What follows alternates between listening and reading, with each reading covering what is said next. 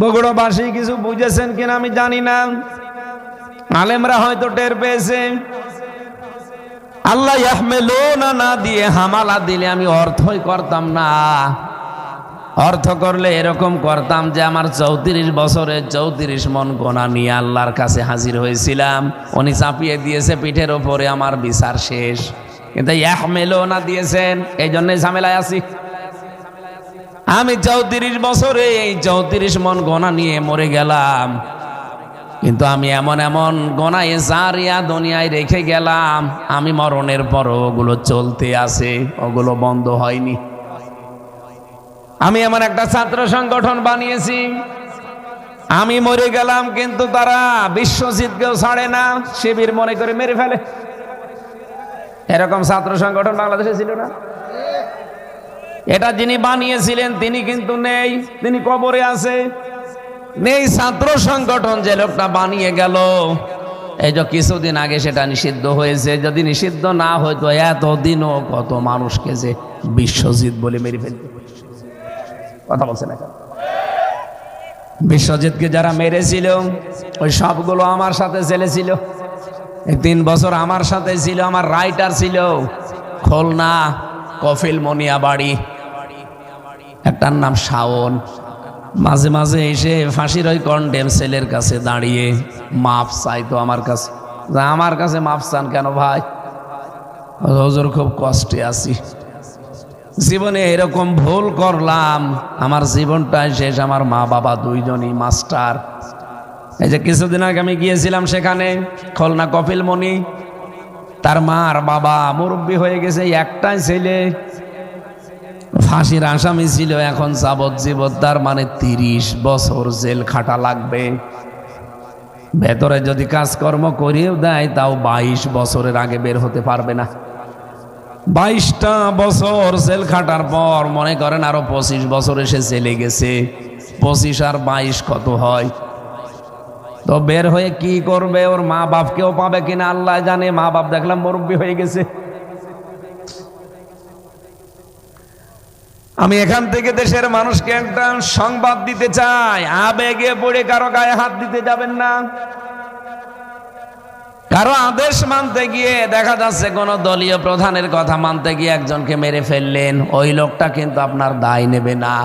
ওই বিশ্বজিৎকে যারা মেরেছে ওদের একটার দায়ও তাদের দল নিচ্ছে না, তাদের নেতারা নিচ্ছে না, নিচ্ছে ওই 16 জন। সব এখন ফাঁসির কন্ডেম ছেলে। আমারে মাঝে মাঝে বলতো শাওন ভাই যে হামজা ভাই যদি বাইরে যেতে পারেন মানুষকে একটু বলবেন যে কারো কথা শুনে যেন কারো গায়ে কেউ হাত না দেয়। জীবন শেষ করে দেবে একেবারে, কেউ আর খোঁজ নেয় না। ওর মা বাবার কত টাকা পয়সা পাঠাবে? জেলখানার ভেতরে যেহেতু সব কিনে খাওয়া লাগে, ও যা দেয় ও খাবার খেয়ে আপনি বেশি থাকতে পারবেন না। বাইরে থেকে টাকা পয়সা পাঠালে ভালো খাবার কিনে খেতে পারেন। তা ভালো খাবার মানে আমি যেখানে ছিলাম শুধু পাঙাশ আর তেলাপিয়া, এছাড়া বাইরের কোনো খাবার নেই। সব জায়গায় ভালো খাবারই পাঙ্গাস, কালখাস।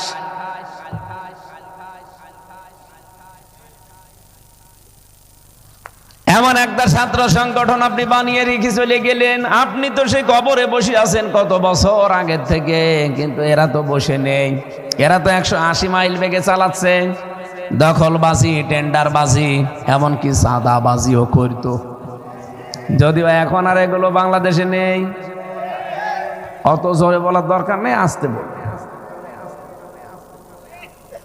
আপনি মরে গেলেন কিন্তু আপনার দলীয় লোকজন তো মরে যায়নি, ওরা তো আল্লাহর নামে চালাচ্ছে। যত অপরাধ দুনিয়ায় তাদের দ্বারা হবে। আপনি যেহেতু এই সংগঠনের প্রতিষ্ঠাতা, কবরে কিয়ামত পর্যন্ত পড়ে থাকবেন, আর কিয়ামত পর্যন্ত এই গোনায়ে জারিয়া যেতেই থাকবে। মাওলানা হোসাইন কিছুক্ষণ আগে বলছিল না যে সাদগায়ে জারিয়া। সাদগায়ে জারিয়া বললে আমরা অনেকেই বুঝি যে নেক সন্তান অথবা মসজিদ মাদ্রাসা এমন কিছু করে যা মানব কল্যাণে, যেটা মানুষের কল্যাণ হবে আর সওয়াব পেতেই থাকবেন। এটা আমরা অনেকেই জানি, কিন্তু গোনায়ে জারিয়াও যে আছে অনেকে জানি না। আপনি সম্পদ কামাই করে রাখলেন, কোটি কোটি টাকার পাহাড় জমিয়েছেন, আপনি মরে গেলেন, আপনার স্ত্রী ওই সম্পদ আর উল্টা পাল্টা কাজে ব্যয় করবে। আপনার সন্তান ওগুলো দিয়ে মদ খাবে, বাবা খাবে, ডাল খাবে, কনসার্ট দেবে, শিশু মেলা দেবে। শিশু পাবেন না, শুধু শিশুর খালারা আর মামারা। তাও এই যে এই বয়সী মামা, এই বয়সী মামারা যায় শিশু মেলায়, এই বয়সী খালারা যায় শিশু মেলায়, সেখানে অ্যাক্সিডেন্ট হয় বাসে আর ট্রাকে। ও বলছে ঠিক, বাসে ট্রাকে অ্যাক্সিডেন্ট হয়, ওখানে বাস ট্রাক পাবেন কোথায়? অ্যাক্সিডেন্ট হবে এর সাথে। মেলায় যত অ্যাক্সিডেন্ট হবে তত রকমের গোনাগুলো, এগুলো হাতের জেনা, মুখের জেনা, চোখের জেনা, অন্তরের জেনা, এগুলো সব আমল নামায় আপনার জমা হতে থাকবে। আপনি তো মরে গেলে বেঁচে গেলে, অনেকে মরে মনে মনে মনে ভাবে যে মরে গেলেই বেঁচে যাব। মরে গেলে বেঁচে যাবেন? মরে গেলে আপনার শাস্তি তো ডবল ডবল ডবল বাড়তেই থাকছে। ও বগুড়াবাসী, এখান থেকে আমার ভয় হয় এই এরদ্দুনা ইউরদ্দুনা এই শব্দটা দিয়ে আমি কথা বলছিলাম। রব্বুল আলামিন বলেন, দিন যত যাবে 32-34 মন গোনা নিয়ে আমি শুয়েছিলাম কবরে, অথচ কিয়ামত আসতে আসতে আমার কবরে আমার পিঠের ওপরে আল্লাহ পাক গোনার বোঝা চাপিয়ে দেবে 34,000 মন। কি কথা বলেন না কেন?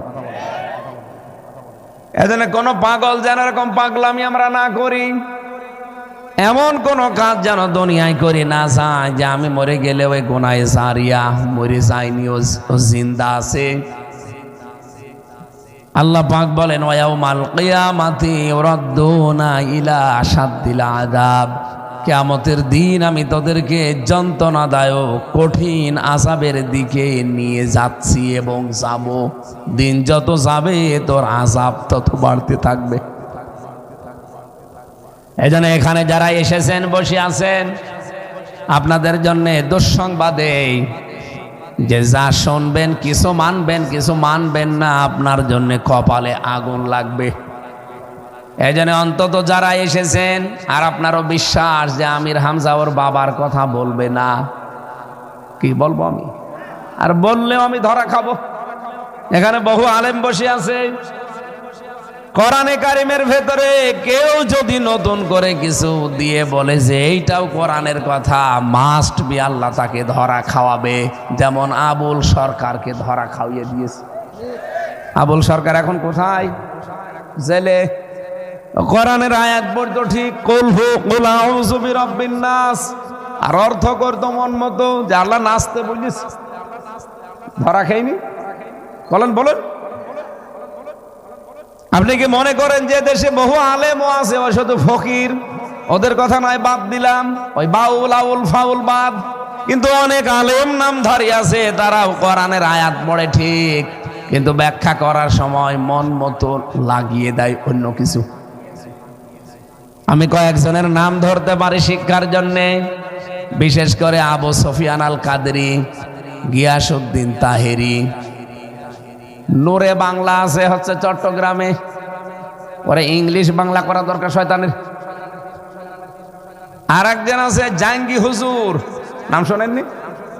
দরবারে জাঙ্গিরিয়া, চট্টগ্রাম এলাকায় ওর আবার নাম আছে ভালো। এই মানুষগুলো দেখতাম বসে বসে, এলাকায় তো বেশি থাকি আমি, আয়াত পড়ছে ঠিক, কুল হুয়াল্লাহু আহাদ, হে নবী আপনি বলেন আল্লাহ এক। এ কথা বলার পরে দেখবেন 2-3 লাইন বলেই চলে যাবে, ইয়া আলী বাবা, শাহ আলী বাবা, কেল্লা বাবা, ফতে বাবা। এই আয়াতের ভেতরে এগুলো আছে। সামনে যারা আপনারা আমরা বসে আছি, হয়তো আমরা অনেকে টের পাই না, কণ্ঠে সুর আছে তো অনেকে মনে করে না এ গুনাহে কোরআনেরই কথা, কিন্তু মাওলানা আবু বকর সিদ্দিকের মতো আলেম কিন্তু ধরে ফেলবে যে এ ভণ্ড যাচ্ছে কোথায়। কথা বলছেন না কেন? এই জন্য আপনি যেহেতু বিশ্বাস নিয়ে বসে আছেন যে হামজা কিছু বানিয়ে বলতে পারবে না, বললেই ডানে বামে সব আলেম বসা ধরে ফেলবে, আর আমার বাবারও ক্ষমতা নেই এর ভেতরে নতুন কিছু ঢোকানো। আল্লাহ নিজে গ্যারান্টি দিয়েছেন, লা ইয়াতিহিল বাতিলু মিন বাইনি ইয়াদাইহি ওয়ালা মিন খালফি তানজিলুম মিন হাকিমিন হামিদ। রব্বুল আলামিন বলেন, এমন ভাবে কোরআনকে আমি সংরক্ষণ করছি, এর ডান থেকে বাম থেকে উপর থেকে নিচ থেকে কোনো বাতিল মিথ্যা এর ভিতরে প্রবেশ করতে পারবে না, করলেই ধরা খাবে। আজ পর্যন্ত ১৫০০ বছরে কেউ প্রবেশ করতে পেরেছে? আপনি কি মনে করছেন যারা প্রবেশ করেছে ওরা ধরা খায় না? ১০০ ভাগ ধরা খায়। আলেমরা বসে, সাধারণ মানুষ না বুঝলে আমরা জানি এই গরম সুন্নি, ঠান্ডা সুন্নি, মিঠা সুন্নি বিভিন্ন রকমের নাম নিয়ে আজ যারা কোরআনের কথা বলতে এসে বাবার দিকে চলে যান, আপনি বানিয়ে ভণ্ড কথা বলছেন। কথা বলেন না কেন? আমাদের দ্বারা জীবনেও সম্ভব হবে না। যারা রেকর্ড হচ্ছে, কালকে আমার নামে ঝড় উঠবে, আমার দরকার নেই, আর আমি পারবো না। কোরআনে কারিম থেকে যে আয়াত পড়েছি, যদি আমি 2টা আয়াত পড়তাম, মাত্র 1টা আয়াত পড়েছি, সূরা বাকারার শেষের 2টা আয়াতের 1টা আয়াত পড়েছি। এই রজব মাসে বিশ্ব নবীকে আল্লাহ নিজের কাছে 27 বছর গবেষণাগারে বসিয়ে বসিয়ে 3টা জিনিস দিয়েছিলেন, 14টা জিনিস শিখিয়েছিলেন। এদিকে তাকান, এই যে রজব মাসের আজকে চলছে 20 তারিখ, এই মাসেই নবীজিকে আল্লাহ নিয়েছিলেন তার কাছে এই অশান্ত পৃথিবীকে শান্ত করার জন্যে। 27 বছর একাধারে তার গবেষণাগার আছে, ল্যাবরেটরি বলে, ওখানে আল্লাহ বসিয়ে বসিয়ে লিনুরিয়াহু মিন আয়াতিনা, তার বিভিন্ন নিদর্শন তাকে দেখিয়েছেন, 14টা জিনিস তাকে শিখিয়েছেন, আর 3টা জিনিস তাকে উপহার দিয়েছেন। এখান থেকে জিবরাইলের মাধ্যমে বোরাকে করে নিয়ে গেলেন সিদরাতুল মুনতাহা। সিদরাতুন শব্দের শাব্দিক অর্থ বড়ই গাছ, আর মুনতাহা মানে শেষ সীমানা। এর উপরে আর যাওয়া যায় না ফেরেশতা জিবরাইলের। শেষ সীমানা সিদরাতুল মুনতাহায় গিয়ে থেমে গেল। এবার একটা নতুন কুদরতি জান এ জায়গায় এসে হাজির হয়ে গেল।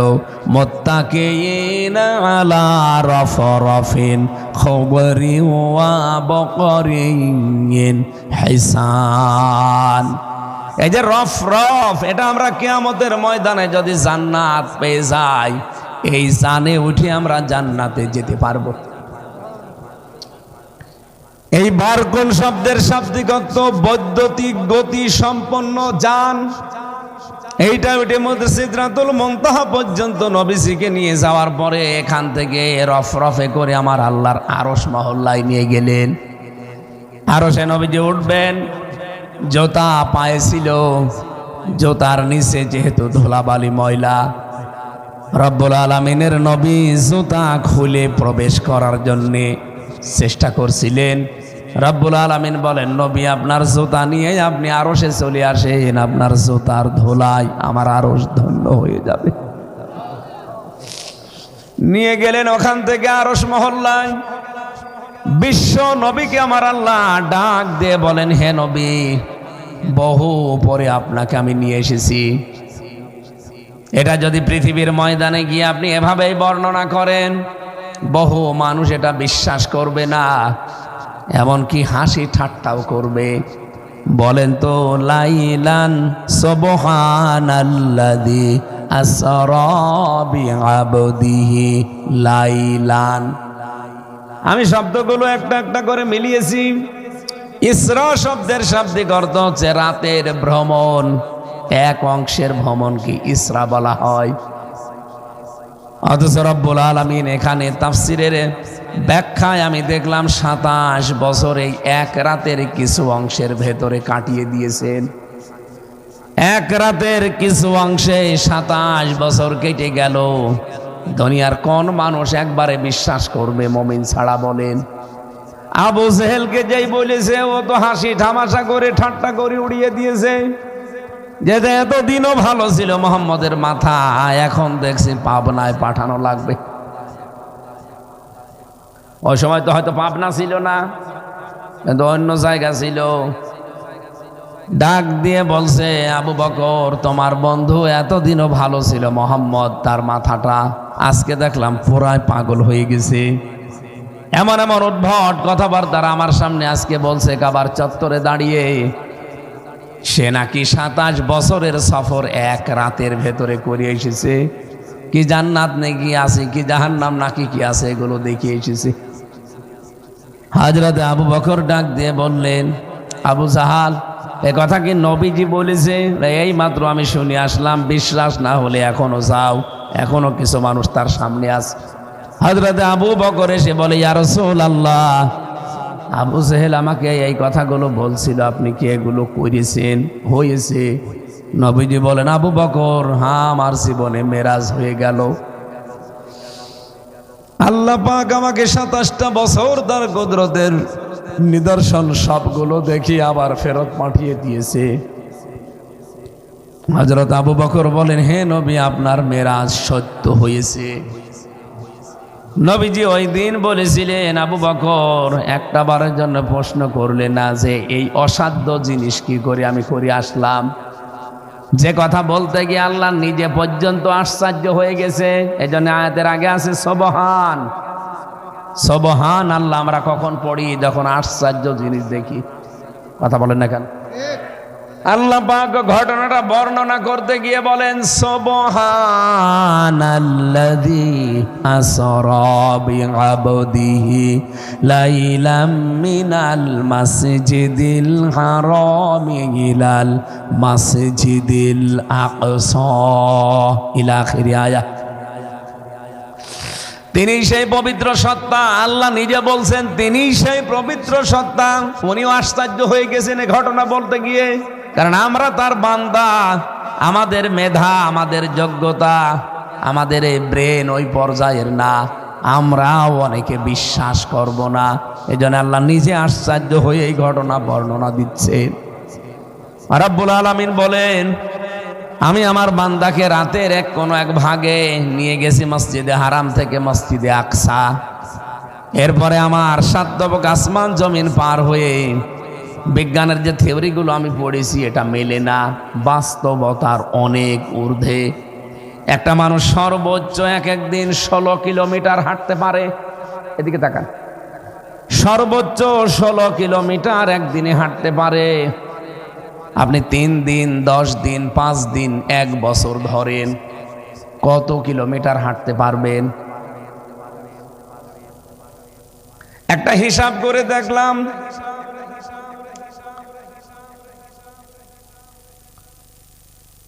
16 কিলোমিটার যদি একদিনে হয়, তাহলে 1 বছরে আমার একটা হিসাব করছিলাম সেদিন বসে বসে, 5840 কিলোমিটার আপনি হাঁটতে পারবেন।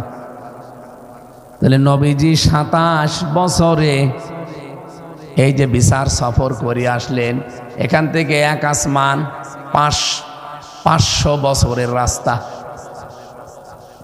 500 বছর একাধারে হাঁটলে আপনি আসমান খুঁজে পাবেন, এরপরে আর একটা 500 বছর হাঁটলে খুঁজে পাবেন। এরকম 7টা আসমান পার হয়ে আল্লাহর বিভিন্ন নিদর্শনগুলো পার করতে করতে তারপরে তো আরশ মহল্লা। আমি হিসাব করে দেখেছি বাস্তবের সাথে কোনো মিল নেই, অথচ আল্লাহ কোরআনে বর্ণনা দিয়েছেন এটা মিথ্যা কথা। বলেন বলেন, এটা কেন করিয়েছেন নবীজির এই জীবনে? কোন নবীর জীবনে মেরাজ হয়নি, আমাদের নবীর জীবনে হয়েছে। কেন? আমি সেই কেনর জবাব দেওয়ার জন্য আয়াতগুলো পড়বো। বিশ্ব নবীকে আমার আল্লাহ নিজের কাছে নিয়ে গেলেন। ফাকানা ক্বাবা কাউসাইনি আও আদনা ফাওহা ইলা রাব্বিহি মা আওহা ইলা আবদিহি মা আওহা। তীর ধনুক মারলে যেমন 2 মাথা কাছে চলে আসে, আল্লাহ পাক এবং নবীজি একেবারে কাছাকাছি চলে এসেছেন। কোন কোন বর্ণনায় পেয়েছি বিশ্ব নবী আল্লাহকে সরাসরি দেখেছিলেন, কোন কোন বর্ণনায় পেয়েছি না উনি সরাসরি দেখতে পারেননি, পর্দা ছিল সামনে। বিশ্ব নবীকে নিয়ে আমার আল্লাহ যে 3টা জিনিস দিলেন, আর 14টা জিনিস শেখালেন। এগুলো আমাদের এই রজব মাসে খুবই দরকার। এই অশান্ত বাংলাদেশকে এবার আমরা শান্ত করব এই কর্মসূচিগুলো দিয়ে। আজকের যে আয়াত আমার আল্লাহ প্রথমে তাকে দিয়েছিলেন, সূরা বাকারার শেষের 2টা আয়াত 285 এবং 86, এই 2টা আয়াতের ভেতরে আমি পেয়েছি প্রথমে কিভাবে ঈমান আনবেন, ঈমান আনার পদ্ধতি কি কি, এগুলো আল্লাহ তাকে দিয়েছেন। 2 নম্বরে আল্লাহর কাছে কি করে ক্ষমা চাইতে হয়, নিজের অপরাধের স্বীকৃতি কি করে দিতে হয় আমার আল্লাহ, এগুলো তাকে দিয়েছেন। 3 নম্বরে কাফের মুশরিকদের প্রতি কি করে বিজয় অর্জন করার জন্য আল্লাহর কাছে ধর্ণা দেওয়া লাগে, এইটা আল্লাহ তাকে দিয়েছেন। এই 2টা আয়াতের ভেতরে এই 3টা বিষয় আমি পেয়েছি। বিশ্ব নবীকে আল্লাহ ডাক দিয়ে বলেন, আমানার রাসূলু বিমা উনজিলা ইলাইহি মির রাব্বিহি ওয়াল মুমিনুন। আমানার রাসূল, ঈমান এনেছে রাসূল, বিমা উনজিলা ইলাইহি, আমি রাসূলের উপরে ঈমান এনেছি, এবং আল্লাহ পাক যেটা রাসূলের উপরে নাজিল করেছে তার রব, এগুলোর উপরও আমি বিশ্বাস বা ঈমান এনেছি। এখান থেকে আমার একটা প্রশ্ন বের হয় আমার মনে। আজকে আমি একটা সেমিনারে ছিলাম, আমাদের ইসলামী বিশ্ববিদ্যালয়ের কুষ্টিয়ার ভাইস চ্যান্সেলর ছিলেন প্রধান অতিথি। আমি এখানে আয়াতটা মিলিয়ে দেখলাম রব্বুল আলামিন ঈমান আনবেন কিসের উপরে, সেই বিষয়গুলো আল্লাহ প্রথমে এখানে দিয়েছেন। আল্লাহ পাক বলেন, কুল্লুনা আমানা বিল্লাহি ওয়া মালাইকাতিহি ওয়া কুতুবিহি ওয়া রুসুলিহি, ফেরেশতাদের উপরে, আল্লাহর উপরে, ফেরেশতাদের উপরে, কিতাবের উপরে, রাসূলদের উপরে। আমার প্রশ্ন হচ্ছে, আমরা তো এগুলো বিশ্বাস করি, এ আবার বলা দরকার কি? না, এর বাস্তব কিছু প্রেক্ষাপট আছে। কোন মানুষ যদি বলে আল্লাহ তোমাকে আমি বিশ্বাস করি, তার ভেতরে এই টেন্ডেন্সি তৈরি হওয়া লাগবে যে আমি সব সময় আল্লাহর সামনে আছি। এটা যত দৃঢ় হবে তার ভেতরে যে আমি সব সময় তোমার সামনে আছি, ওই লোকটার জন্য জীবনে, এই দুনিয়ার জীবনে কোনোদিন কোনো অপরাধে জড়িত হওয়া সম্ভব না। 2 নম্বরে অমালাইকাতিহি, মালাকুন্না, মালাইকা বহু বচন দিয়েছেন। যত ফেরেশতা তোমার আছে সব আমি বিশ্বাস করে নিয়েছি, তাদের ওপরও আমার ঈমান বা বিশ্বাস আছে। বিশেষ করে আমার এই শরীর থেকে শুরু করে পাহারাদার হিসাবে কমপক্ষে 19 জন ফেরেশতা দায়িত্বে আছে নিয়মিত। 2 জনের ব্যাপারে সবচাইতে ভয়ঙ্কর কথা আছে কোরআনে, কিরামান কাতিবিনা ইয়ালামুনা মা তাফআলুন। সম্মানিত 2 জন লেখক 2 কাঁধে বসে তারা আমাদের জীবনের কর্মকাণ্ডগুলো লিখতেছে। এই বিশ্বাস যত বেশি দৃঢ় করবে মানুষ, তার জীবনও তত পরিচ্ছন্ন থাকবে, যে আমি যা করছি একটা কিছু বাদ যাবে না, সব লিখতেছে 2 জন সম্মানিত লেখক। 3 নম্বরে কুতুবিহি, আল্লাহ কিতাব না দিয়ে কুতুব দিয়েছেন বহু বচন। শুধুমাত্র এইটা না, এর আগে আল্লাহ যত কিতাব পাঠিয়েছিলেন 104 খানা বলা হয়, সবগুলো আমি বিশ্বাস করি, এবং সবগুলোর ভেতরে যে তথ্য ছিল সব সামারাইজ করে আল্লাহ কোরআনে কারিমে দিয়েছে, এইটাও বিশ্বাস করি। অরসুলিহি, আমার শুধু একজন রসুল না, এর আগে বহু রসুল আল্লাহ দুনিয়ায় পাঠিয়েছিলেন। সব রসুলের উপরে আমার সম্মান, মর্যাদা, বিশ্বাস আমি রাখি, কিন্তু মানার ক্ষেত্রে শুধুমাত্র মানি মুহাম্মাদুর রাসূলুল্লাহকে। সূরা আলে ইমরানের ভেতরে আয়াতের ব্যাখ্যা করতে গিয়ে একটা আয়াত পেয়েছি, ওয়াইদা খাদাল্লাহু মিসাকান নাবিয়িনা লামা আতাইতুকুম মিন কিতাবিন ওয়া হিকমাতিন সুম্মা জাআকুম রাসূলুম মুসাদ্দিকুল লিমা মাআকুম লা তু'মিনুন্না বিহি ওয়া লা তানসুরুন্না ক্বালা আ'আকরারতুম ওয়া আখাযতুম আলা যালিকুম ইসরি قالوا أقررنا قال فاشهدوا وأنا معكم من الشاهدين আল্লাহ পাক বলেন, স্মরণ করো ওই সময়ের কথা যখন আমি সমস্ত নবীদের কাছ থেকে অঙ্গীকার নিয়েছিলাম। এই অঙ্গীকারটা নিয়েছে কে? বলেন বলেন। আল্লাহ বলেন, আমি একটা অঙ্গীকার নিয়েছিলাম, তাদের কাছে যে কিতাব পাঠিয়েছি ওই কিতাবের ভেতরে আমি এ কথা আগেই দিয়ে জানিয়েছি যে প্রত্যেকটি কিতাব যাকে দিলাম তার কাছে সংবাদ পাঠালাম, তোমার পরে তোমার পরে তোমার পরে একজন রসুল আসতেছে, তাকে যদি কেউ পেয়ে যাও তাকে সাহায্য করবা, তার উপরে ঈমান আনবা, বিশ্বাস করবা। যারা আমার এই ঘোষণা এতদিন শুনেছে, সেই দুনিয়া তৈরি হওয়ার পর থেকে মুহাম্মদুর রাসূলুল্লাহ আসার আগ পর্যন্ত প্রত্যেকেই বলেছে ক্বালু আকরারনা, আমরা স্বীকার করলাম। আমি আয়াতের তাফসীর যতগুলো মিলিয়েছি আমার মাথার ভেতরে এটা ধরা পড়েছে। বিশ্বনবী বলেন, এই আয়াত নাজিল হওয়ার শানে নজুলে পেয়েছি সূরা আলে ইমরানের আয়াত, এটা 81 নম্বর আয়াত। হযরতে জিবরাইল আমাকে জানিয়েছে, হে নবী, আয়াতটা নাজিল হওয়ার পর থেকে কিয়ামত পর্যন্ত যদি মুসা নবী দুনিয়ায় কোনোদিন আসে, উনি আল্লাহর কাছে বহুবার বলেছিলেন, আল্লাহ নবী বানিয়েছেন, খুশি আছি। নবী না বানিয়ে যদি মুহাম্মদুর রাসূলুল্লাহর উম্মত বানাতেন তাও খুশি থাকতাম, কিন্তু তার দোয়া কবুল হয়নি, এজন্য মুসা নবী আর আসবে না। হযরতে ঈসা দোয়া করেছিলেন, আল্লাহ নবী বানিয়েছেন, আমি খুশি হয়েছি, যদি নবী না বানিয়ে মুহাম্মদুর রাসূলুল্লাহর উম্মত বানাতেন আমি খুশি থাকতাম। রব্বুল আলামিন লক্ষ লক্ষ নবীজির ভেতরে শুধু একটা নবীর দোয়া কবুল করেছিলেন, উনি আবার আসবেন, কিন্তু নবী হয়ে না, উম্মত হয়ে। নবীজি বলেন, জিবরাইল আমাকে আয়াত নাজিল হওয়ার পরে জানিয়েছে, হে রাসূল, কিয়ামত পর্যন্ত যদি আপনার পরে মুসা নবীও কোনোদিন আসে, হযরত ঈসাও নবী হয়ে আসে দুনিয়ায়, আর কোনো মানুষ যদি পৃথিবীতে আপনার আদর্শ ছেড়ে দিয়ে তাকে গ্রহণ করে, আপনি ঘোষণা দিয়ে যেতে পারেন লোকটা জাহান্নামী। কিছু বুঝে চিল্লাচ্ছেন নাকি আন্দাজে? কি বলতে চাই আপনি বুঝেছেন? আজ ১৫০০ বছর আগে এটা নাজিল হওয়া, ১৫০০ বছর হয়ে গেছে।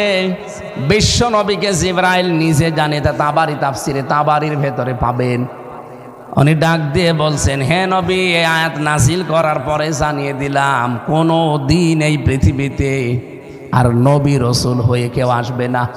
আসলে একজনের দোয়া কবুল হয়েছিল, উনি উম্মত হয়ে আসবে, ঈসা রুহুল্লাহ। পাওয়ারফুল নবীর দুইজন নাম পেয়েছি আমি, হযরতে মূসা কালিমুল্লাহ, যিনি কথা বলতেন আল্লাহর সাথে, আর একজন হযরতে ঈসা রুহুল্লাহ, যাকে আল্লাহর ফুৎকার বলা হয়। এত বড় পাওয়ারফুল নবীরাও যদি দুনিয়াতে কিয়ামত পর্যন্ত কোনোদিন এসে আর মানুষ যদি সব সেদিকে ঝুঁকে যায়, আমি জিবরাইল আজকে আপনাকে দিয়ে ঘোষণা দিয়ে গেলাম, যারা আপনাকে বাদ দিয়ে অন্যদিকে ছুটবে সে জাহান্নামী। এই আয়াতের তাফসীর অনুযায়ী বলা যায়, খ্রিস্টানরা হযরতে ঈসা রুহুল্লাহকে মেনে চলে, এই জন্য ওরাও জাহান্নামী। ইহুদিরা হযরতে মুসা আলাইহিস সালামকে মেনে চলে, যদিও তারা মানে না, খালি মুখে বলে, তারাও জাহান্নামী। বলেন তো, এত বড় বড় পাওয়ারফুল নবী যদি এখন দুনিয়ায় আসে আর বিশ্ব নবীর আদর্শ বাদ দিয়ে কেউ যদি তাদের দিকে ছোটে, তাদের গ্রহণ করলে জাহান্নামী হয়। আজ পৃথিবীতে বিশ্ব নবীর বাইরে কোন আদর্শ আপনি পেয়েছেন যে সেখানে ছুটে যান? বলেন। আপনার বিবেকে যদি ধাক্কা না লাগে, এরপরেও আমার মনে হয় এই আয়াত কিয়ামতের দিন আপনার বিরুদ্ধে মামলা দায়ের করবে। নবীজি বলেন, সুন্দর একটা অট্টালিকা বানিয়েছে, প্রত্যেকটা থরে থরে সাজানো, বিউটিফাই করা, কিন্তু একটা ইট এক কোণে নেই। হে পৃথিবীর মানুষেরা, পুরা বিল্ডিংটা সাজাতে যতগুলো ইট লাগে সবগুলো ইট ওই নবীরা। আর যে ইটটা ছিল না, দেখতে অসুন্দর মনে হচ্ছিল, ওই ইটটাই আমি নবী মুহাম্মদুর রাসূলুল্লাহ। আমাকে দিয়ে পুরা বিল্ডিং, নবুয়তের যে বিল্ডিং আল্লাহ পুরা গাঁথনি দিয়ে শেষ করে দিয়েছে। কিয়ামত পর্যন্ত এই পৃথিবীতে আর কোনো নবী রাসূল, কোনো আদর্শ আর আসবে না।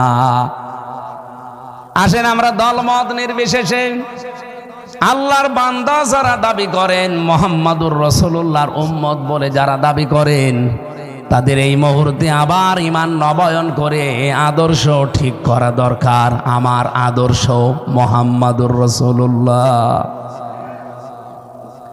রব্বুল আলামিন বলেন কি করে ঈমান আনবেন, আমি সেটা আপনাদেরকে শিখিয়েছি। এর পরের কিছু শব্দে পেয়েছিলাম,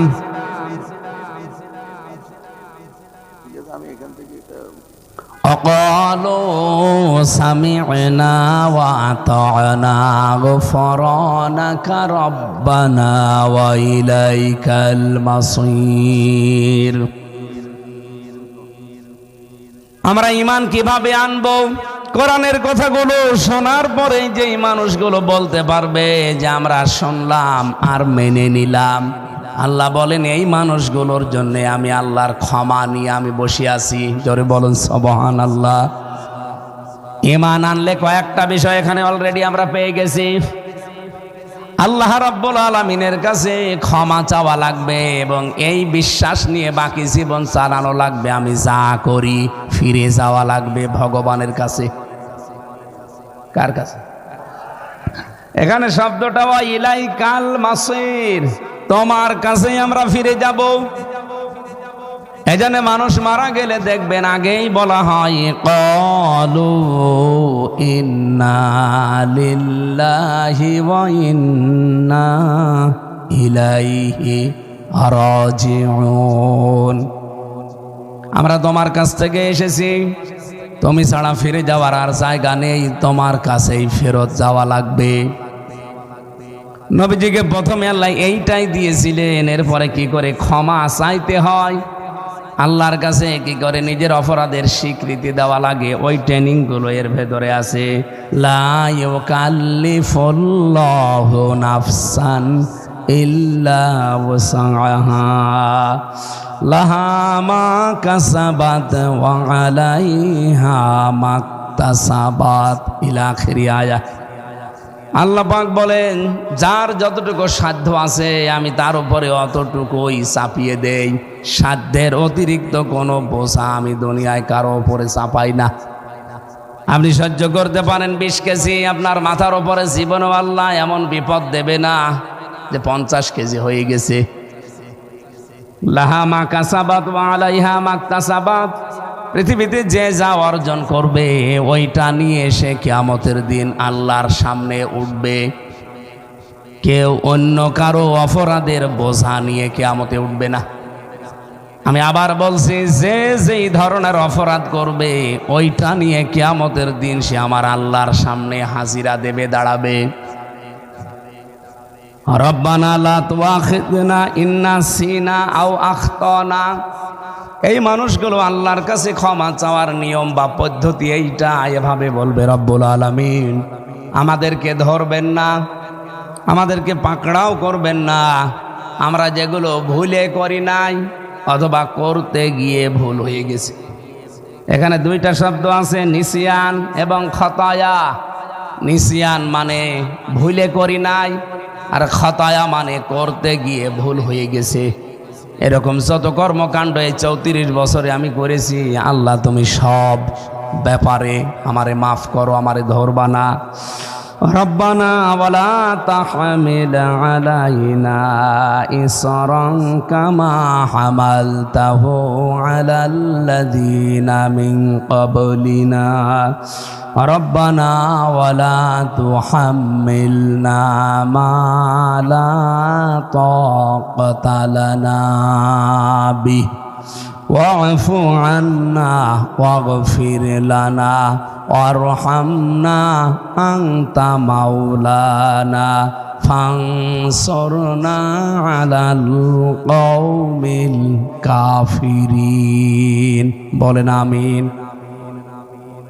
এখানে কিছু পদ্ধতি শিখিয়েছেন আল্লাহ।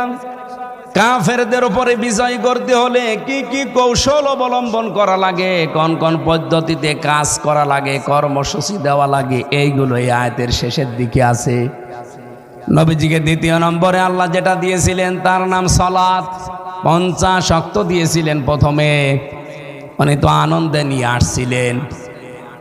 3 নম্বরে বিশ্ব নবী মুহাম্মদুর রাসূলুল্লাহ সাল্লাল্লাহু আলাইহি ওয়াসাল্লামকে 3 নম্বরে যেটা আল্লাহ দিয়েছিলেন তার নাম ঘোষণা, ইন্নাল্লাহা লা ইয়াগফিরু আইয়ুশরাকা বিহি ওয়া ইয়াগফিরু মা দুনা যালিকা লিমান ইয়াশা।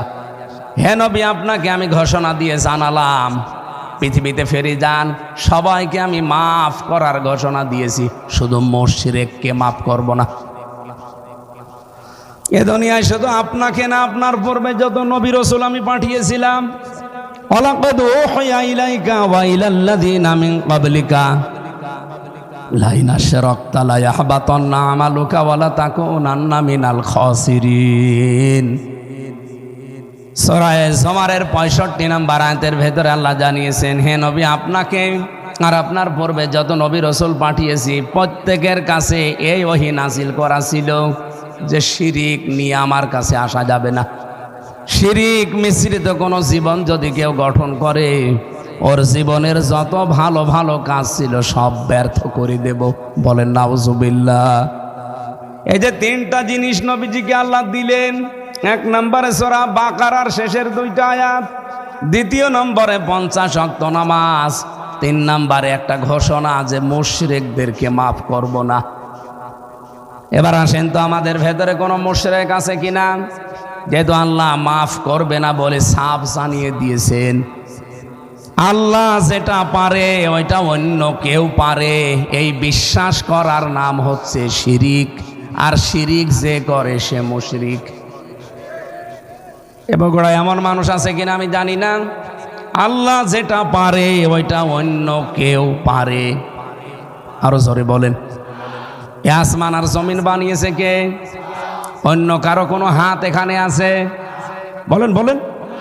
প্রতিনিয়ত মানুষ নামাজে দাঁড়ানোর পরে বা আগে এই কথাটা স্বীকৃতি দেওয়া লাগে, ইন্নী ওয়াজ্জাহাতু ওয়াজহিয়া লিল্লাযী ফাতারাস সামাওয়াতি ওয়াল আরদা হানিফা।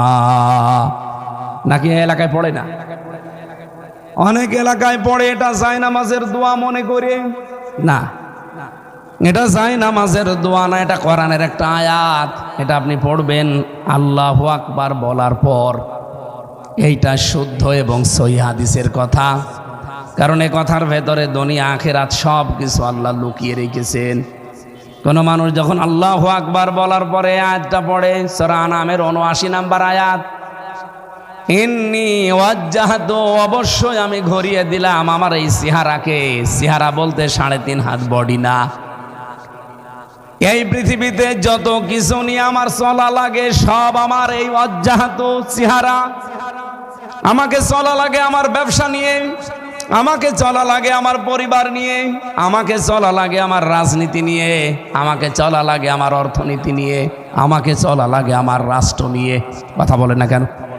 আমার সব আমি আজকে ঘুরিয়ে দিলাম ফাতারাস সামাওয়াতি ওয়াল আরদা, যিনি আসমান আর জমিন এককভাবে বানিয়েছেন। ফাতারুন শব্দের শাব্দিক অর্থ হচ্ছে কোনো কিছু না দেখে মডেল ছাড়া বানানো, এটার নাম আরবিতে ফাতার।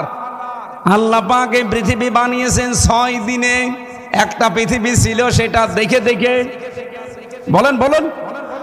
এ কথাটা প্রতিবার আপনাকে স্বীকৃতি দেওয়া লাগে, নামাজ পড়লে এটা বলা লাগে কেন? কত বড় কঠিন কথা মুখ দিয়ে বের করছেন, কোনোদিন ভেবেছেন? ভাবেননি এই জন্যে, কারণ আপনি তো জানেন না। খালি তোতা পাখির মতো পড়ে চলে যাচ্ছেন, অথচ আল্লাহর সামনে দাঁড়িয়ে প্রথমে এই স্বীকৃতি দেওয়া লাগে যে আল্লাহু আকবার, হে আল্লাহ তুমি সব চাইতে বড়।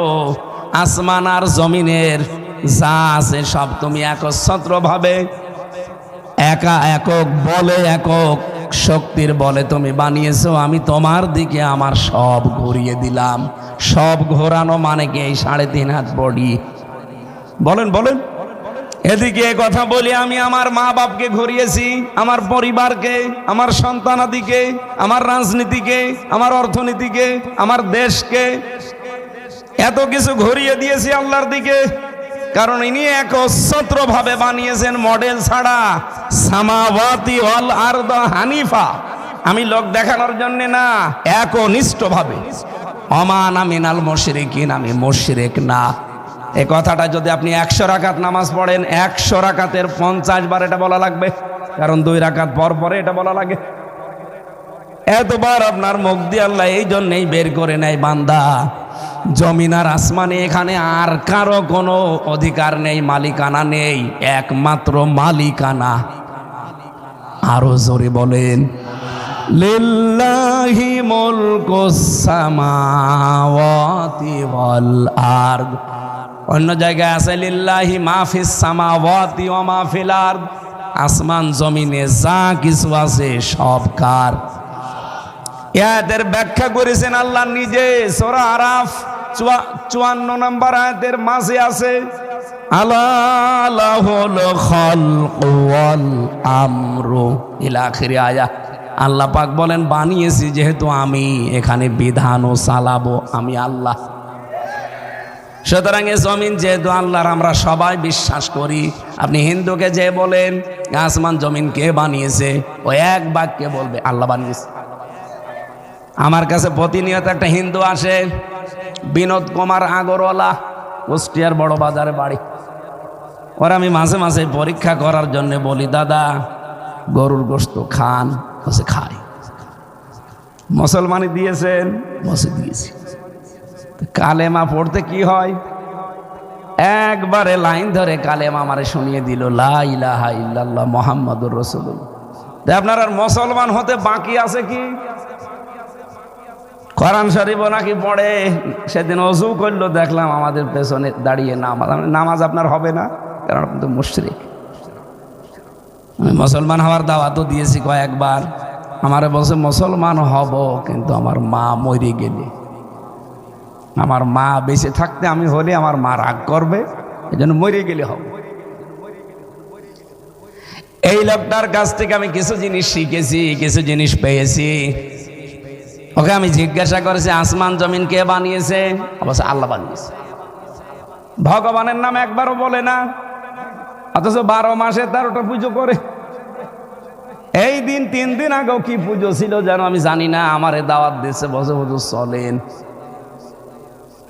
আমাদের বহু মানুষ এই মন্দিরে আছে, আপনিও চলেন দেখার জন্য। আসমান জমিন বানিয়েছে আল্লাহ, এ কথা হিন্দু আমার সামনে বলছে, কিন্তু এখানে বিধান চলবে আমার আল্লাহর, এটা হিন্দু আর বলে না। এটা হিন্দু বলে না শুধু না, হাজারো মুসলমানও এটার বিরুদ্ধে। হ্যাঁ, কথা বলা লাগবে। আজকে বললাম না, বিশ্ববিদ্যালয়ের সেমিনার ছিল, স্যার ছিল ভিসি, ওখানে আমার একটা আয়াত মনে পড়ছিল বারবার। এটা সূরা নেসা 5 নম্বর পারার 6 নম্বর পৃষ্ঠা 13 নম্বর লাইনের 60 নম্বর আয়াতে আছে। বাড়ি যে একটু মিলাবেন সবাই। আলাম তারা ইলাল্লাযীনা ইয়াজউমুনা আন্নাহুম আমানু বিমা উনজিলা ইলাইকা ওয়া মা উনজিলা মিন ক্বাবলিকা ইউরিদুনা আইয়াতাহাকামু ইলাত তাগুত ওয়া ক্বাদ উমিরু আইয়াকফুরু বিহি ويريد الشيطان أن يضلهم ضلالا بعيدا। আলাম তারা, হে নবী আপনি কি ওই মানুষগুলোকে দেখেছেন? কে বলছেন? আলাম তারা হরফে ইস্তেফহাম, প্রশ্নবোধক চিহ্ন, ইন্টারোগেটিভ সেন্টেন্স। এটা আল্লাহ প্রশ্ন দিচ্ছে নবীকে, হে নবী আপনি কি ওই মানুষগুলোকে দুনিয়াতে দেখেছেন? আপনার প্রতি যা নাজিল হয়েছে, আন্নাহুম আমানু বিমা উনজিলা ইলাইকা ওয়া মা উনজিলা মিন ক্বাবলিকা, আপনার প্রতি যা নাজিল হয়েছে সব দ্বারা বিশ্বাস করে, এবং আপনার পূর্বে যা নাজিল হয়েছিল দুনিয়ায় সেগুলোও তারা বিশ্বাস করে। ইউরিদুনা আইয়াতাহাকামু ইলা তাগুত, কিন্তু যখন তাদেরকে বলা হয় বিচার আচার মানা লাগবে, আল্লাহর নাজিলকৃত কিতাব দিয়ে বিচার করা লাগবে, পরিবার সমাজ রাষ্ট্র চালানো লাগবে আল্লাহর নাজিলকৃত কিতাব দিয়ে, অকদুমিরু আইয়াকফুরু বি, যাদেরকে নিষেধ করা হয়েছিল শয়তানের আনুগত্য করা যাবে না, তাগুতের কথা মানা যাবে না, হে নবী আপনি দেখবেন এই মানুষগুলো বিশ্বাস করে আমার কিতাব কোরআন, এর আগে নাজিল হওয়া কিতাবও তারা বিশ্বাসী, কিন্তু যখনই বিচার আচারের কথা বলা হয় আইয়াতাহাকামু ইলা তাগুত, তখন আস্তে করে তারা তাগুতের দিকে ছুটে যায়। এখানে তাগুতের অর্থ মানুষের তৈরি করা আইন। আমার তো এই আয়াতগুলো পড়লে মনে হয় আল্লাহ মনে হয় এই 2026 সালে আর একবার নাজিল করেছে। আপনি দেখেন বাংলাদেশে বহু মানুষ এরকম আছে, এ কিতাব আল্লাহ নাজিল করেছে বিশ্বাস করি, এর আগে যে তাওরাত জবুর ইনজিল আল্লাহ নাজিল করেছিল মানি। ইউরিদুনা ইয়াতাহাকামু ইলা তাগুত, যখনই বলবেন আসেন এর ভেতরে বিচার ব্যবস্থা আছে, এটা আমরা মেনে নেই, তখন তারা মানুষের তৈরি করা আইনের দিকে দৌড়িয়ে চলে যায়। এরকম মানুষ বগুড়ায় নেই? আরো জোরে বলেন। ওয়াইরিদুশ শাইতান আইয়ুদিল্লাহুম দালালাম বাঈদা, শয়তান তাদেরকে অতল গহ্বরে, এখানে শব্দটা হচ্ছে দলালাম বাঈদা, বিভ্রান্তি এবং গোমরাহির অতল গহ্বরে নিয়ে ফেলে রেখেছে। এই জন্যে ওই চোখ দিয়ে কিছু দেখতে পায় না, ওই কানে কিছু শুনতে পায় না, ওই হৃদয়ে কিছু ধারণ হয় না। আমার মনে হয় বাংলাদেশে বহু মানুষ এই আয়াতের ভেতরে অলরেডি পড়ে গেছে। আল্লাহ আমাদেরকে যেন বাঁচান, বলেন আমিন। বগুড়াবাসী, এই জন্য শিরিক যদি কারো জীবনে থাকে তার মাপ পাওয়ার কোনো কায়দা নেই, মন থেকে তওবা করে ফিরে আসা ছাড়া। না, আল্লাহ যেটা পারে ওইটা অন্য কেউ পারে, এই বিশ্বাস করার নাম শিরিক। আর শিরিক যারা করে তারা মুশরিক। কেবল আপনারা সবাই স্বীকার করলেন আমাদের ওই হিন্দু পর্যন্ত যে আসমান জমিন এসে বানিয়েছে আল্লাহ, এখানে বিধানও চলবে কার? এটার বাইরে যারা আছেন তারা আল্লাহর আইনের সাথে শিরিক করছেন। না বোঝার ভান করে আছেন কারা? হাত তোলেন তো। বগুড়া মানুষ শিক্ষিত তো ভালো। দ্বিতীয় নম্বর পেয়েছিলেন কি?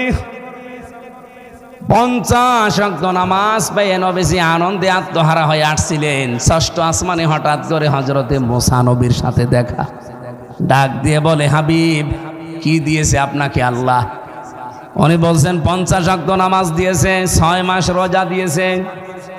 নবী মুসা ডাক দিয়ে বলেন, হে রাসূল, আপনার চাইতে আমার অভিজ্ঞতা বেশি আছে, কারণ দুনিয়ার জীবন আমি শেষ করে এসেছি। আপনি আবার ফেরত যান আল্লাহর কাছে। আমার উম্মত এত শক্তিশালী ছিল, মাত্র 1 ওয়াক্ত নামাজ দিয়েছিল, তাই তারা পারে নাই। আর আপনি 50 ওয়াক্ত নিয়ে আনন্দে লাফান। যান, ফেরত যান, বলেন একটু কমিয়ে দিতে। নবীজি গেলেন, আল্লাহ কমিয়েছে। আবার আসলেন, আবার দেখা করে বলছে আবার যান। এভাবে কমাতে কমাতে আর মাত্র 5 ওয়াক্ত আছে। মুসা নবী বলছেন না, আপনি আরো যান। বিশ্ব নবী বলেন, মুসা কি বলো, আল্লাহ আমাকে দিতে চায় আর তুমি খালি কমাতে চাও। আমার যেতে লজ্জা করছে, আমি আর যাব না। রব্বুল আলামিন আমাকে জানিয়ে দিয়েছেন, মা ইউবাদদালুল কাউলু লাদাইয়া ওয়া মা আনা বিযাল্লামিল লিল আবিদ। সূরা কফের 29 নম্বর আয়াতে আছে, আল্লাহ বলেন আমি যেটা সিদ্ধান্ত নিয়ে ফেলেছি, যেটা লিখে দিয়েছি, ওটা আর কোনো রদ বদল হবে না, ওটা কিয়ামত পর্যন্ত একই থাকবে। 50 ওয়াক্ত তো আমি লিখেই ফেলেছি, শুধু আপনার কনসিডারের কারণে আমি কমিয়েছি। আমার বান্দার উপরে আমি জুলুম করি না।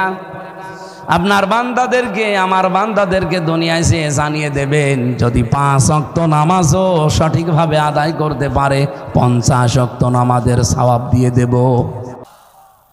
আমার মনে হয় এখানে 5 ওয়াক্ত নামাজ পড়ার মতো মানুষও অনেকে নেই, 2 ওয়াক্ত পড়ে। এক কথা বলেন এখানে। নবীজি সর্বশেষ যখন আসার সময় এই যে 5 ওয়াক্ত নিয়ে 45 ওয়াক্ত কমিয়ে যখন আসছিলেন, হঠাৎ করে একটা গম্বুজ দেখলেন। এত সুন্দর ঘর জীবনে তিনি দেখেননি। ডাক দিয়ে বলে, ইয়া আখি জিবরাইল, ভাই জিবরাইল, এইটা আবার কি? উনি বললেন, আগে আপনি ঘুরে দেখেন। চারিদিকে ঘুরে দেখলেন, লেখা আছে বিসমিল্লাহির রহমানির রহিম। এটা লেখা দেখেই দেখলেন প্রতিটি অক্ষরের নিচ দিয়ে ফোঁটা ফোঁটা হয়ে পানি পড়ে নালা হয়ে যাচ্ছে, আর ওই গম্বুজের ভেতরে পড়ছে। ডাক দিয়ে বলেন, জিবরাইল, এটা কি? আমি বুঝতে পারলাম না। এটার নাম হাউজে কাউসার। কিয়ামতের কঠিন ময়দানে এখান থেকে এক গ্লাস পানি কেউ খেতে পারলে তার জান্নাতে যাওয়ার আগে আর পিপাসা লাগবে না। হযরতে মুহাম্মদুর রাসূলুল্লাহ ওই দিনই বলেছিলেন, ভাই জিবরাইল, এটা পাওয়া যাবে কি করে? বলে, পাওয়া যাবে যে কি লেখা আছে, কি বিসমিল্লাহির রহমানির রহিম। এই দুনিয়ার ময়দানে যে কোনো কাজের আগে যারা বিসমিল্লাহ বলে হাত দেবে, আমার আল্লাহ তাদেরকে এইটা দান করবে। আমার এই আয়াতের এই শানে নজুল পড়ার পরে মাঝে মাঝে মনে হয় বাংলাদেশের শহীদ রাষ্ট্রপতি জিয়াউর রহমান, উনি সংবিধানে বিসমিল্লাহির রহমানির রহিম এইটা উনি লিখেছিলেন। কথা বলেন না কেন? আপনি ডক্টর কামালের সংবিধান দেখেন, সেখানে এটা লেখা ছিল না। উনি এইটা লিখেছিলেন, আল্লাহর উপরে আস্থা এবং বিশ্বাস হবে দেশ চালানোর মূল মন্ত্র। আমার মাঝে মাঝে ওনার জীবনী আমি পুরাটা পড়েছি। ওনার নাম শুনলে মানুষ শহীদ জিয়া বলে। ওনাকে মানুষ মেরে ফেলেছে, কিন্তু বঙ্গবন্ধু শেখ মুজিবুর রহমান, তাকেও তো মানুষ মেরে ফেলেছে।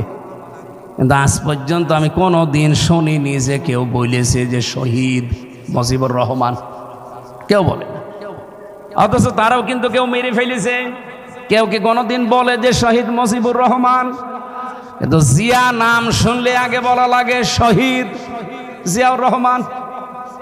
শাহাদত যদি আল্লাহ তার কবুল করে নেয়, কিয়ামত পর্যন্ত আল্লাহ পাক নিজে তাকে কুদরতি খাবার খাওয়াচ্ছে, খাওয়াবে। আর ওনাকে আল্লাহ যদি এই বিসমিল্লাহর এই আমলের কারণে মাফ করে হাউজে কাউসারের পানি কিয়ামতের ময়দানে এক গ্লাস দান করে, আমাদের ক্ষতি হবে? বলেন। নবীজি মাঝে মাঝে দুনিয়ায় এসে বলতেন, আল্লাহ, আমি কিন্তু বিসমিল্লাহর আমল ছাড়ি না, তুমি আমাকে হাউজে কাউসার থেকে বঞ্চিত করো না। তখন এই সূরা কাউসার আল্লাহ তাকে নাজিল করে সান্ত্বনা দিলেন, ইন্না আ'তাইনা কাল কাউসার। হে নবী, আপনি কাউসার নিয়ে চিন্তায় আছেন, যান, আপনার অ্যাক্টিভিটিস আমি দেখেছি, এই হাউজে কাউসারটাই আপনার নামে আমি রিজার্ভ করে দিলাম। আপনার জন্য এটা বরাদ্দ শেষ, কেউ পাবে না। আপনার কাছ থেকে পাবে, কিন্তু দুইটা কাজ দুনিয়ায় করা লাগবে। ফাসাল্লি লি রব্বিকা ওয়ানহার, যারা রবের জন্য নামাজ পড়বে। বাংলাদেশে বহু মানুষ নামাজ পড়ে রবের জন্য না, লোক দেখানোর জন্য। এমনকি যে ভোট আসতেছে, ভোটের জন্য নামাজ পড়া লাগবে। কিসের জন্য? এই জন্য ফাসাল্লি শেষ করেননি, ফাসাল্লি লি রব্বিকা। নামাজ পড়বে যারা আল্লাহর জন্যে। কোন মানুষ যদি আল্লাহর জন্য নামাজ পড়া শুরু করার ভেতরে চারটা জিনিস পাওয়া যাবে। আপনি দেখেন তো, আপনার নামাজ আল্লাহর জন্য হয় না জনগণের জন্য হয়? এক নম্বরে নামাজের ভেতরে খুশু খুশু পাওয়া যাবে। খুশু খুশু বোঝে? বসে হ্যাঁ হ্যাঁ বুঝি, বলেন তো দেখি। দুই নম্বরে নামাজে যেটা পড়বেন ওইটা আপনি কি বোঝার চেষ্টা চালাবেন আপনি। তিন নম্বরে নামাজের ভেতরে যেটা বুঝেছিলেন ওই অনুযায়ী নিজের প্র্যাকটিক্যাল লাইফ সাজাবে। চার নম্বরে এমন মানুষের পেছনে নামাজ পড়া যাবে না যেই মানুষের নিজেরই নামাজ হয় না। এটা ইমামদের কোয়ালিটি বোঝানো হয়েছে এই 4 নাম্বার শর্ত দিয়ে। সুতরাং ব্যক্তি, পরিবার, সমাজ এবং রাষ্ট্রে যারা ইমামতি করবে, যারা দায়িত্বে থাকবে, এই মানুষগুলো মসজিদের ইমামের মতো না, এদের চাইতে আরো 1000 গুণ ভালো হওয়া লাগবে। কারণ মসজিদের ইমামের কাছে